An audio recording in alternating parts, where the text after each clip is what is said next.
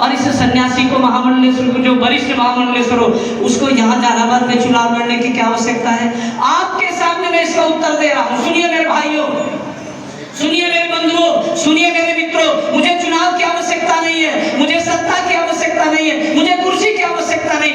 मैंने संकल्प कर लिया है जब तक ये शरीर रहेगा तब तक मैं गाय की बात, गौ की बात, गंगा की बात, बेटियों की बात मैं करूंगा। जब तक ये शरीर रहेगा तब तक करता रहूंगा।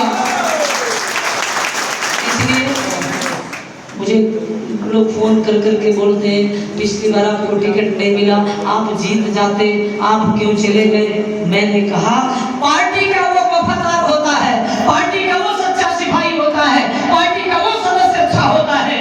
कौन सा अच्छा होता है?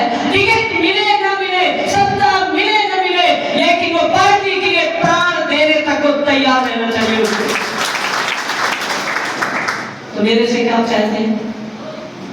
मैं आपको कुछ नहीं दे सकता, मेरे में क्षमता देने की नहीं है, लेकिन याद रखना साधु अगर मंच पर बोल रहा है, अगर इतने महामंडलेश्वर जहानाबाद में मेरे ख्याल से पहले कभी नहीं आए होंगे, बोलो ना आए हो तो बताइए ना।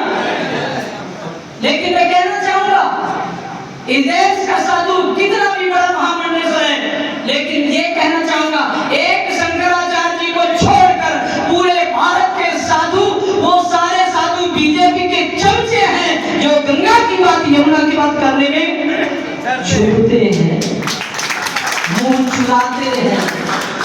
मैं क्या करना चाहता हूँ? मैं टिकट के लिए आपके पास नहीं आया, साधु होकर क्या आपसे वोट मांगूंगा? जब मैं सत्य की लाठी लेकर चला हूँ, जब मैं धर्म की लाठी लेकर चला हूँ, जब भगवान की गीता को लेकर चला हूँ, मैं रामायण को लेकर चला हूँ, मैं वेदों को लेकर के चला हूँ, तो याद रखिएगा वेद भगवान ने कहा वो रक्षति रक्षिता, जो साधु लाल कपड़े पहन करके धर्म की रक्षा नहीं कर सकता, जो सत्य की बात नहीं करता, वो साधु नहीं है बल्कि वो भिखारी है जो मांगता फिर रहा है।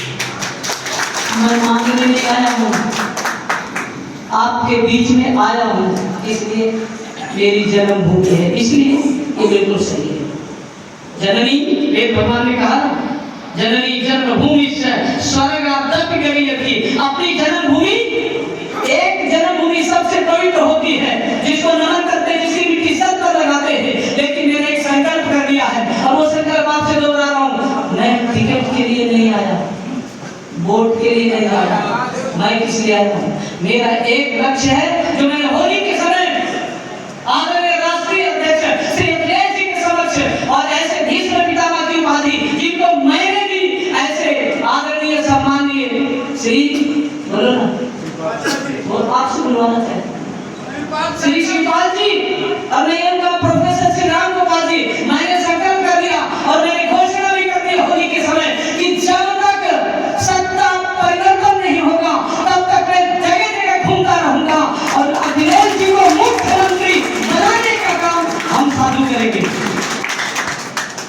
तो बजाइए अच्छी तरह से।